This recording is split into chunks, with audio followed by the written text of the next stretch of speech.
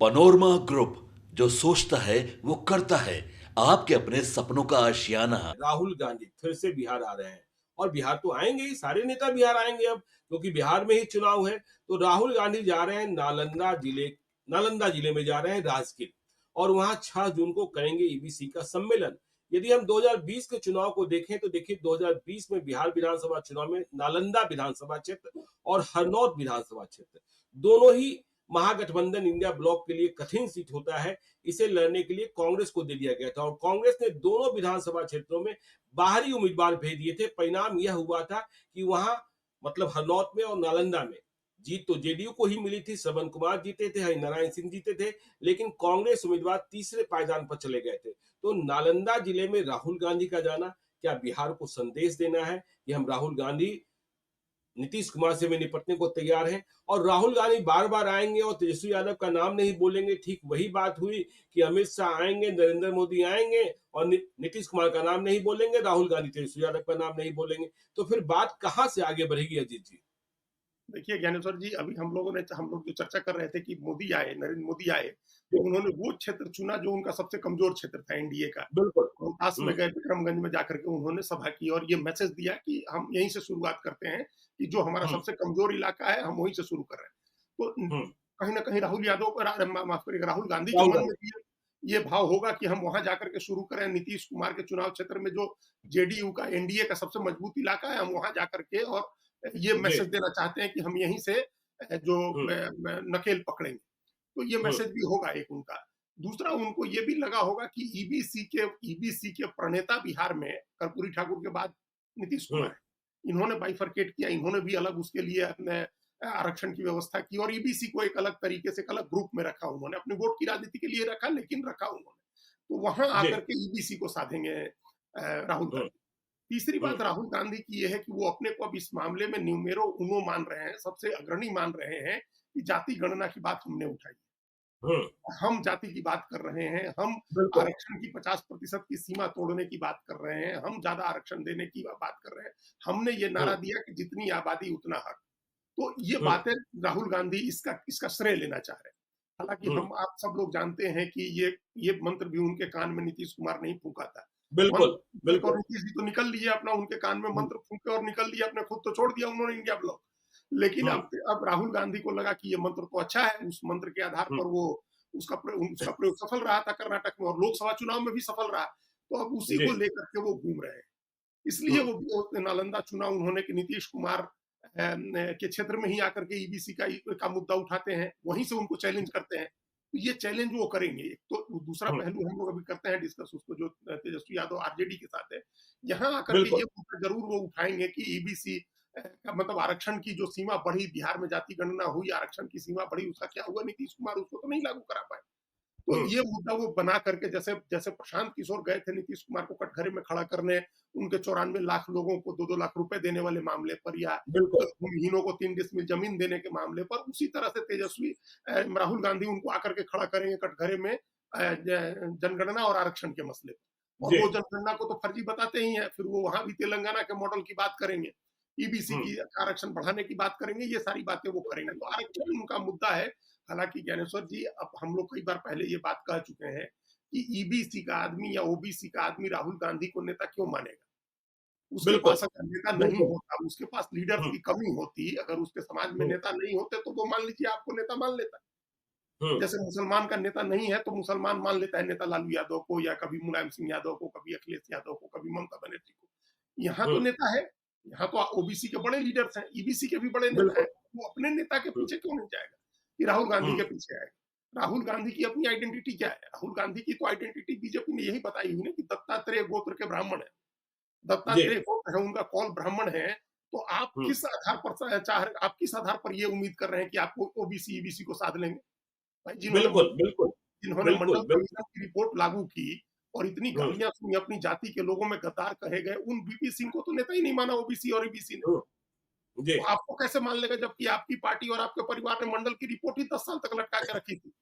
आपने तो बिल्कुल। कबूल नहीं होने दिया था मंडल की रिपोर्ट। भाई, जब हुँ। 77 के चुनाव के बाद मंडल कमीशन की रिपोर्ट आई, तो 10 साल उसके बाद कांग्रेस की सरकार रही। 90 80 हुँ। से 90 तक आपने नहीं लागू किया उसको। तो अब आप ये श्रेय नहीं ले सकते हैं। इसलिए उनको, लेकिन अब उनकी वो धुन के मतलब अपने धुनी आदमी है, एक धुन में रमे हाँ, रहते हैं, तो इस धुन में भी रमे हुए हैं वो। एक टाइम आपको ध्यान होगा कि धुन में रमे थे कि चौकीदार चोर है, फिर अलग एक टाइम दूसरे अंबानी अडानी के धुन में रमे हुए थे, फिर वो अब हाँ, अभी जातिगत आरक्षण और इसमें इस धुन में रमे हुए, तो अपनी धुन में वो इशू उठाएंगे। और इसी धुन में जो गलतफहमी है उनको, वो ये है जी, कि हम तेजस्वी यादव को भी चैलेंज दे सकते हैं। मतलब बिल्कुल, बिल्कुल। हम तेजस्वी यादव को दबाव में ले आ सकते हैं। भाई बिहार में हुँ, अगर ओबीसी की राजनीति होनी है, अगड़ा पिछड़ा की राजनीति बननी है, तो उस राजनीति में तो बड़ा आइकॉन है ना तेजस्वी यादव, लालू यादव के बेटे हैं। तो उसमें सही आप उनको दबाव में ले आ सकते हुँ, हैं। उल्टे आप अपने को, अपने अलायंस को कमजोर कर रहे हैं। कमजोरी उधर से जी, भी हो रही है, मतलब आरजेडी वाले भी हुँ, कर रहे हैं। आरजेडी भी अपने ईगो में, अपने अहंकार में वो बैठे हुए हैं। वो भी अपने अहंकार में है कि हम आउटरीच नहीं करेंगे, हम जाके बात नहीं करेंगे कांग्रेस से। लेकिन जी, आप देखिए कल जो औरंगाबाद में प्रधानमंत्री की बैठक थी, सारी पार्टियों ने जोर लगाया था उसको सफल बनाने के लिए, जो उनकी रैली थी उस रैली। बिल्कुल, बिल्कुल, और बिल्कुल, यहाँ क्या बिल्कुल। कांग्रेस पार्टी अपनी रैली अलग कर रही है, राहुल हुँ, गांधी आएंगे तो अपने कार्यक्रम अलग करेंगे, आरजेडी के कार्यक्रम अलग होंगे, मुकेश सहनी हुँ, अपना अलग कार्य कर रहे हैं, लेफ्ट के लोग अलग कार्यक्रम कर रहे हैं, तो इससे कोई इम्पैक्ट बड़ा नहीं हो रहा है। अगर ईबीसी का इम्पैक्ट करना है और मगध के इलाके में आपको करना है, तो आपको सीपीएम, सीपीआई या सीपीआईएमएल को क्यों नहीं साथ ले रहे हैं? आप आरजेडी बिल्कुल, की बात बिल्कुल। मत करिए, लेकिन लेफ्ट से, ये तो पूरा इलाका लेफ्ट का है ना। आप मगध हुँ, और शाहबाद के इलाके में लेफ्ट के बिना क्या राजनीति है? लेफ्ट के बिना तो ना आरजेडी की राजनीति है, ना कांग्रेस की राजनीति है। जी, जब तक बिल्कुल। आप लेफ्ट के साथ आपका अलायंस नहीं होता था, तब तक आप वहाँ थोड़े चुनाव जीत रहे थे।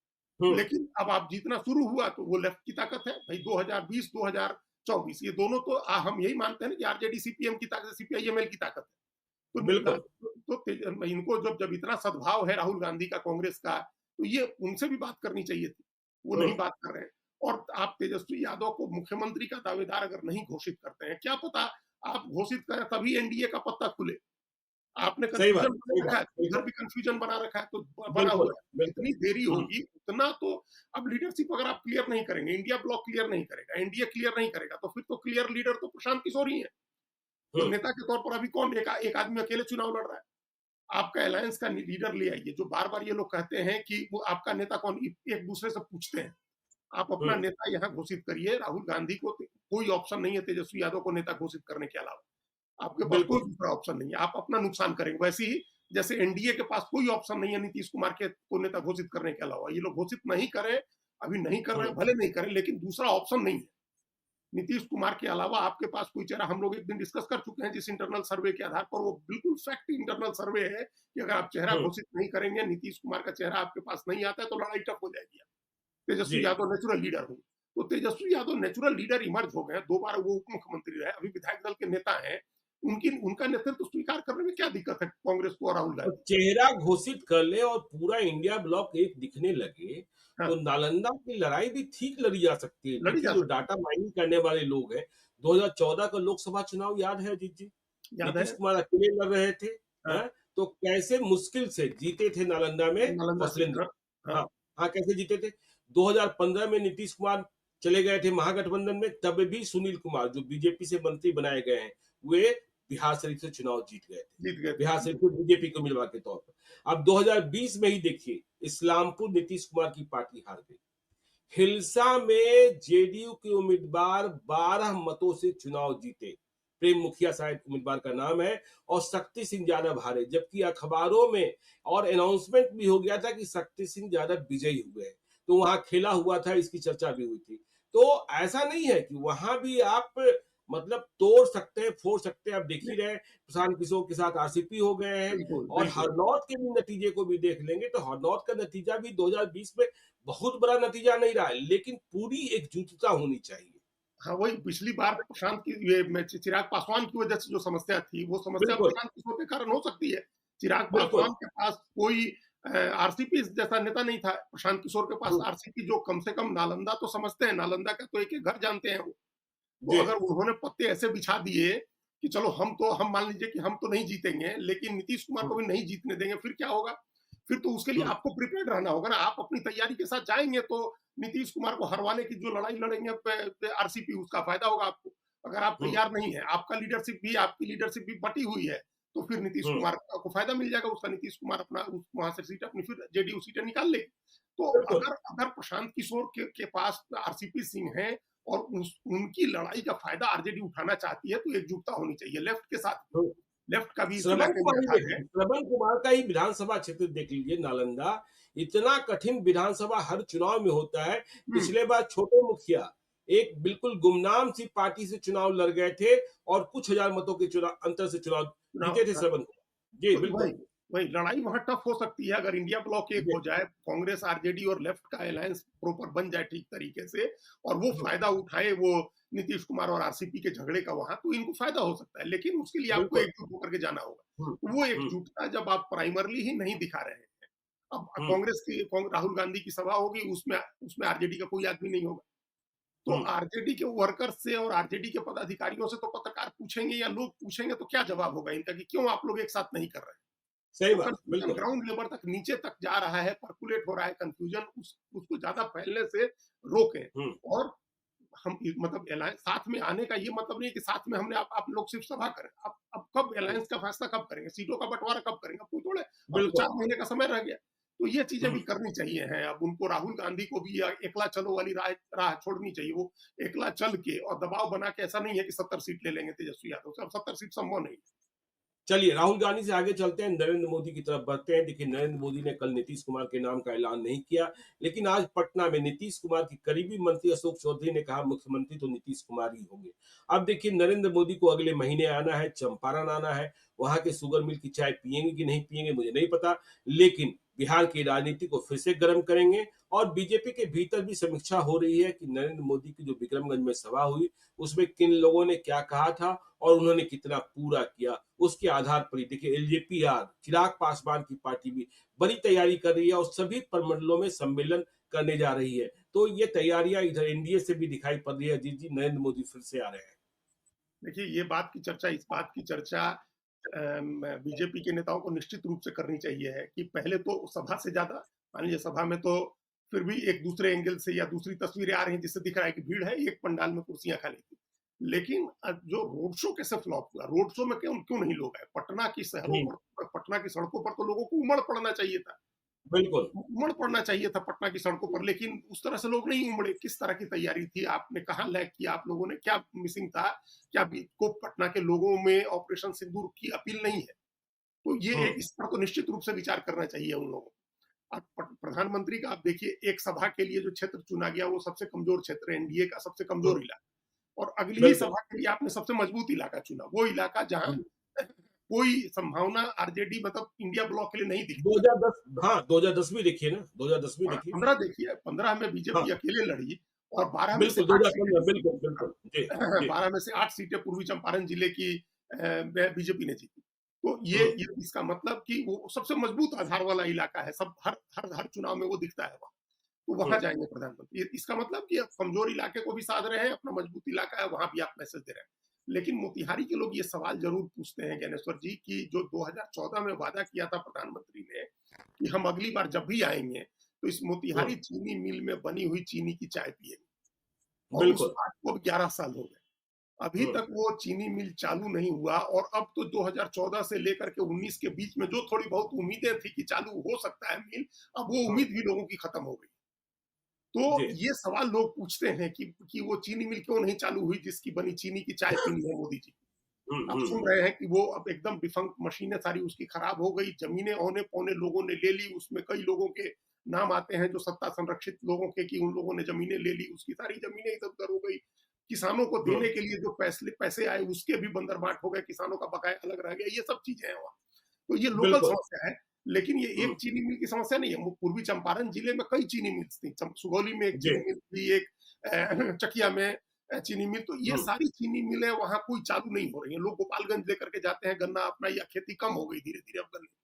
तो ये सवाल किसानों का मुद्दा है, किसानों की जब वहां क्या, आप पूरे बिहार में ज्ञानेश्वर जी सबसे बड़ा जमीन की पैमाइश चंपारण में होती है, जो अच्छा। पटना में जो एक कट्ठा 1365 स्क्वायर फीट का होता है, वो चंपारण में 2700 स्क्वायर फीट का कट्ठा होता है, और लोग अच्छा। तीन, हाँ, और लोग 3 फसल उपजाते हैं वहां, और तीनों अच्छी फसल होती है वहाँ।